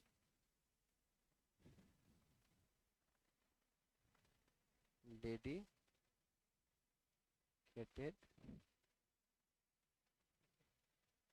freight corridor, FREIGHT। ठीक है, स्पेलिंग पूछ लेना भैया, ठीक ना। इसके बाद नेक्स्ट है NHDP, national highway development project.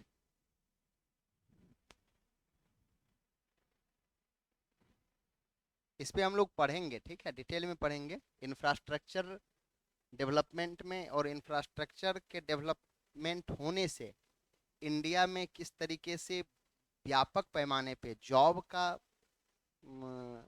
यानी रोजगार का सृजन होगा। ठीक है, इसीलिए ये सब चीजें की जा रही हैं। ठीक है, आप मान लो किसी को 5,000 लोगों को जॉब दे दो, 10,000 लोगों को जॉब दे दो बिहार में, वो उतना आमूलचूल परिवर्तन नहीं ला पाएगा जितना आमूलचूल परिवर्तन लाएगा कि यहाँ पे मान लो आप MNC एस्टेब्लिश कर दो, चार पांच MNC एस्टेब्लिश कर दो, जहाँ भी जगह है, वैशाली, फतुहा, इधर जो बाढ़ बख्तियारपुर वाला जो भी इलाका है। ठीक है, तो व्यापक पैमाने पे रोजगार का सृजन होगा। जैसे बिहार में एक दो वो रेलवे इंजन का जो कारखाना बना, ठीक है, मोकामा, और एक जिला है बिहार का मधेपुरा। ठीक है, तो आप बिलीव नहीं करोगे कि मतलब उस इलाके में समझो कि 20 kilometre north south east west का वहाँ का ज्योग्राफी ले लो, अद्वितीय परिवर्तन हुआ है, लोगों का स्टैंडर्ड ऑफ लिविंग बढ़ गया।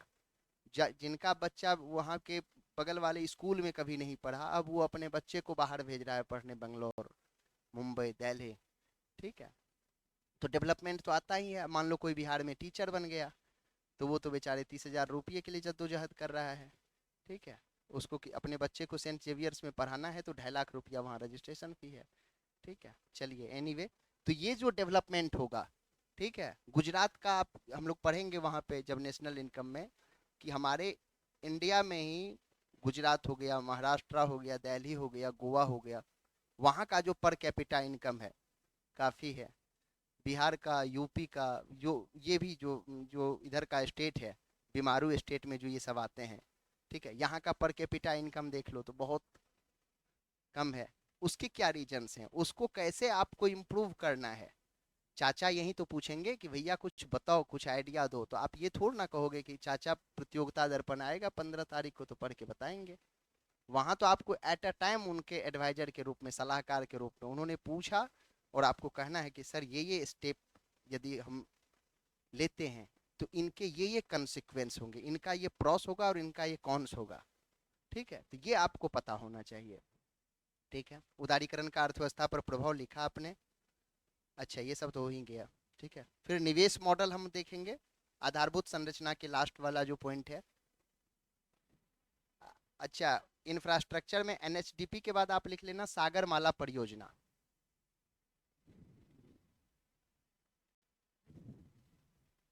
इन्वेस्टमेंट मॉडल हम लोग देखेंगे, निवेश मॉडल।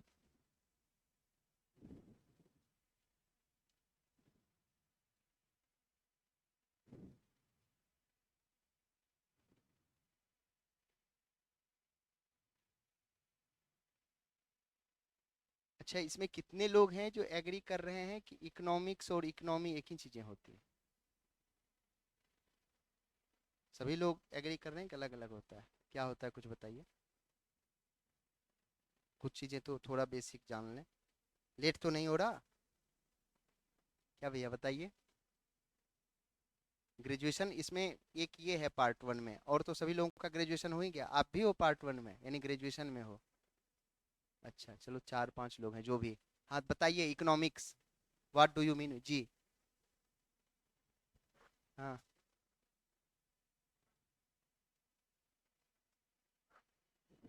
हाँ। और इनकी बात को सुना आपने?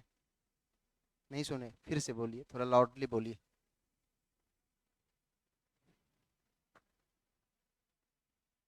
पूरा खुल के बोलिए, पूरा फ्रैंकली बोलिए, कोई दिक्कत नहीं है।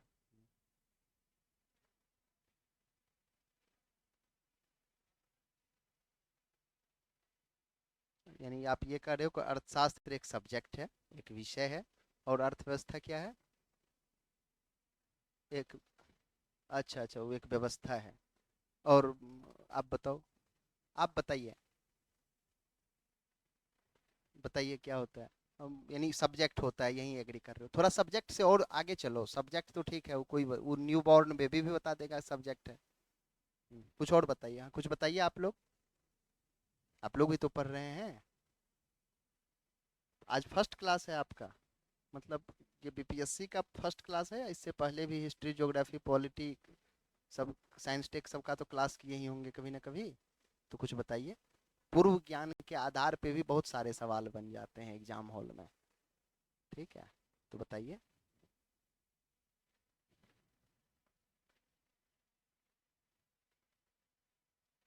सिद्धांतों का वर्णन होता है, ठीक है, अरे बोलिए, कोई दिक्कत नहीं है। हाँ, आप बोलेंगे तभी तो आप अपने आप को, जो आपके अंदर में पोटेंशियल है वो आप एक्सपोज कर पाओगे। बोलेंगे ही नहीं तो फिर कैसे होगा? बताइए। अच्छा, आप लोगों को तो पता होगा ना कि जो क्या कहते हैं, आज इकोनॉमी की क्लास होगी, जो भी इंट्रोडक्टरी ही होगी, तो कुछ ना कुछ तो पता हुआ ही होगा। तो चलो कुछ देख लेते हैं, कुछ देख लिए रहते हैं, कोई दिक्कत नहीं है। हाँ देख के ही बोलिए, कोई दिक्कत नहीं, बताइए। हाँ, आर्थिक गतिविधियों से संबंधित। तो ये तो यार खुद ही बता देगा कि भूगोल में भौगोलिक व्यवस्था से संबंधित जिक्र होता है। चलिए ऐसा नहीं है, ठीक है, सही है, जो भी चीज आप लोग जानते हैं। अर्थशास्त्र में क्या होता है कि वस्तु और सेवाओं का जो है ना, उचित वितरण होता है। ठीक है, जो हमारे पास गुड्स एंड सर्विसेज हैं, ठीक है, जो भी संसाधन है उसका उचित वितरण होता है। संसाधन हमारे यहाँ सीमित हैं या असीमित हैं? सीमित हैं। जी बताइए, कुछ बोल। संसाधन असीमित है?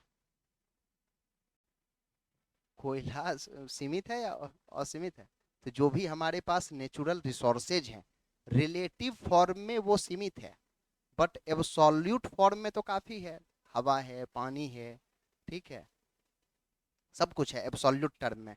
बट रिलेटिव टर्म में वो, यानी सापेक्षिक रूप में वो कम है। जैसे हमारी इच्छाएं तो असीमित है, अनंत हैं। ठीक है, आपको आज मान लो फोर व्हीलर हो जाए, स्विफ्ट डिजायर, तो फिर 10 दिन के बाद होगा कि चलो यार वो मर्सिडीज लेते हैं, ठीक है, पोर्से लेते हैं जिस पे बड़े बड़े लोग चढ़ते हैं। ठीक है, क्योंकि आपकी इच्छाएं असीमित हैं। तो आप अपनी इच्छा के अनुसार संसाधनों पर हक लेना करना चाहेंगे, उस पर आधिपत्य स्थापित करना चाहेंगे, राइट? तो ऐसा नहीं होना चाहिए, संसाधनों का ऑप्टिमम यूटिलाइजेशन होना चाहिए, ठीक है, यानी उचित रूप से वितरण होना चाहिए। और भी तो लोग हैं, ठीक है, और भी तो पीढ़ियां हैं, और भी तो जनरेशन्स हैं, उनके लिए भी तो रिसोर्सेज रहना चाहिए। तो ये जानकारी आपको अर्थशास्त्र ही देता है। अच्छा आप ये बताओ, चलो ये तो हम लिखा देंगे आपको अभी, ये दो चीज लिखाएंगे, ठीक है। अच्छा आप ये बताइए, अर्थशास्त्र का मुद्रा से कनेक्शन है? मुद्रा से संबंधित है अर्थशास्त्र? बताइए। ग्रेजुएशन हो गया आपका? अभी आप ग्रेजुएशन में हो? नहीं, उनसे पूछ रहे हैं। अच्छा चलिए, तो अर्थशास्त्र का कनेक्शन है मुद्रा से? मुद्रा मतलब रुपया, पैसा, करेंसी। अर्थशास्त्र का है कनेक्शन? कितने लोग एग्री कर रहे हैं? वो 3 लोग हैं। अर्थशास्त्र का मुद्रा से संबंध है? ये वस्तु है, ये तो रुपया से। हाँ, गुड्स एंड सर्विसेज, वस्तु और सेवा। नहीं, आप जो बोल रहे हो तो और एक्सप्लेन करो, अर्थशास्त्र का मुद्रा से संबंध है या नहीं? जैसे अर्थशास्त्र का बिल्कुल भी मुद्रा से कोई संबंध नहीं है। जैसे आप पढ़ोगे आगे, बार्टर सिस्टम में, वस्तु विनिमय प्रणाली में करेंसी तो नहीं थी, लेकिन अर्थशास्त्र तो उसका भी था। वस्तु विनिमय होता था ना, मोबाइल के बदले हम बैग लेते थे आपसे, ठीक है, घड़ी के बदले आप टॉफी लेते थे, ठीक है, टमाटर के बदले आप प्याज लेते थे। तो अर्थशास्त्र तो वहां प्रिवेल करता था उस सोसाइटी में, करेंसी तो नहीं थी। समझ रहे हैं? चलिए लिखिए, अर्थशास्त्र, इकोनॉमिक्स। अर्थशास्त्र वह विषय है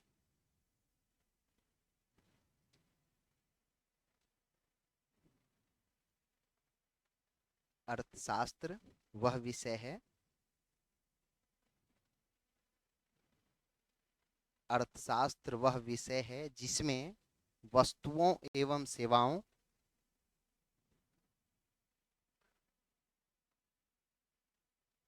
जिसमें वस्तुओं एवं सेवाओं के उत्पादन एवं वितरण प्रक्रिया का अध्ययन किया जाता है। अर्थशास्त्र वह विषय है जिसमें वस्तुओं एवं सेवाओं के उत्पादन एवं वितरण, प्रोडक्शन एंड डिस्ट्रीब्यूशन, उत्पादन एवं वितरण का अध्ययन किया जाता है। पूर्ण विराम। अर्थशास्त्र में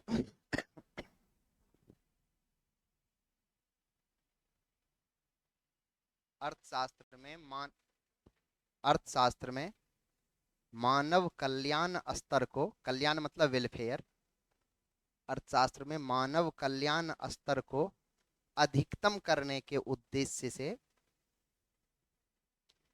सीमित संसाधनों का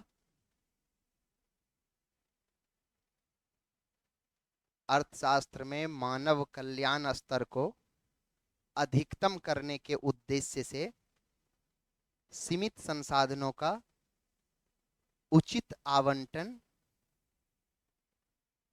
किया जाता है।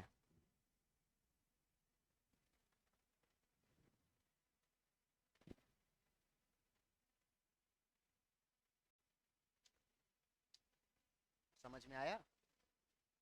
नहीं आया? इसमें एक बार फिर से पढ़िए जो आप लिखे हैं।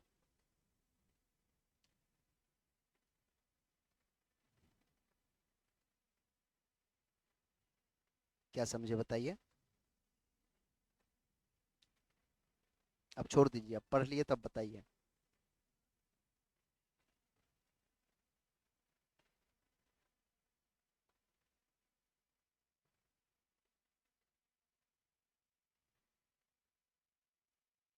जी बताइए।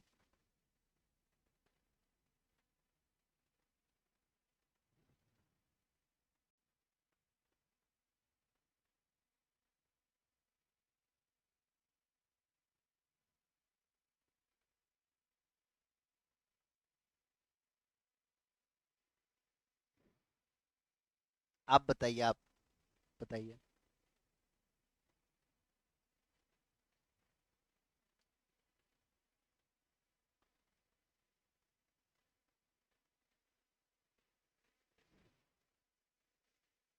संसाधन तो हमारे पास सीमित हैं, रिसोर्सेज लिमिट है ना, लेकिन उसी रिसोर्सेज को उचित रूप से, ठीक है, ऑप्टिमम यूटिलाइज करके, उद्देश्य क्या है कि मानव का वेलफेयर सुनिश्चित करना है, मानव का कल्याण सुनिश्चित हो, ठीक है, ये उद्देश्य है।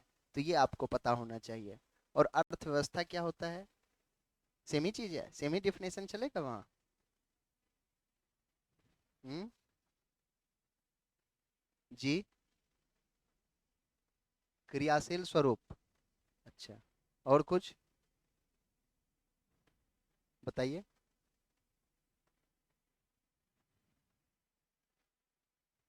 लिखिए किसी क्षेत्र,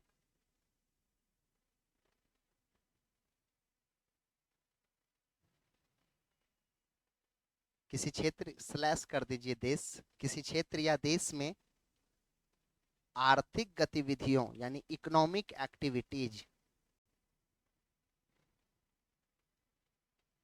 किसी क्षेत्र में आर्थिक, किसी क्षेत्र या स्लैश देश में आर्थिक गतिविधियों की संरचना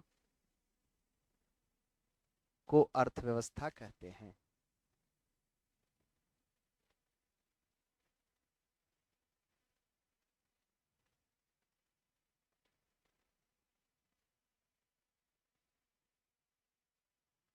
समझ में आ गया अर्थशास्त्र और अर्थव्यवस्था?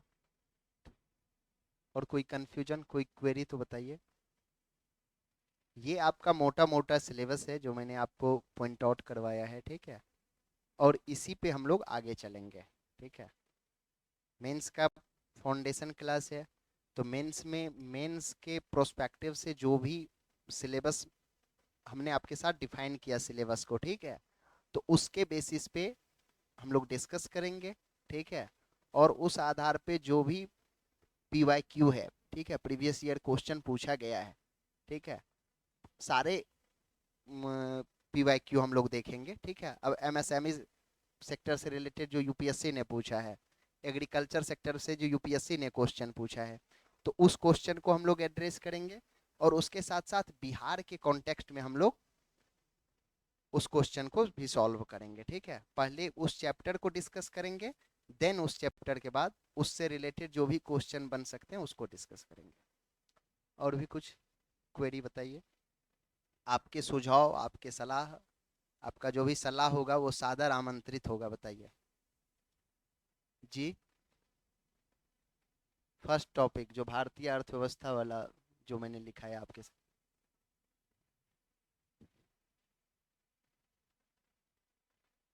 इकोनॉमिक एक्टिविटीज, तो इकोनॉमिक एक्टिविटीज तो ऑब्वियस सी बात है, हाँ, आर्थिक गतिविधि, आर्थिक क्रियाकलाप आप जो भी करोगे तो उससे रिलेटेड, ठीक है। और कोई क्वेरी है तो बता दीजिए। तो ऐसे ही हम लोग चलेंगे। अब नेक्स्ट क्लास कल होता है या आपको इन्फॉर्म कर दिया जाएगा, मे बी कल ही हो शायद, ठीक है जी। सॉरी, अच्छा, तो हाँ, तो इसी टाइम में हम लोग कंटिन्यू करेंगे, ठीक है। फिर देख लेते हैं, जैसा होगा आप लोगों को इन्फॉर्म या अपडेट कर दिया जाएगा, ठीक है। ठीक है, फिर आज के लिए इतना ही। जी बताइए।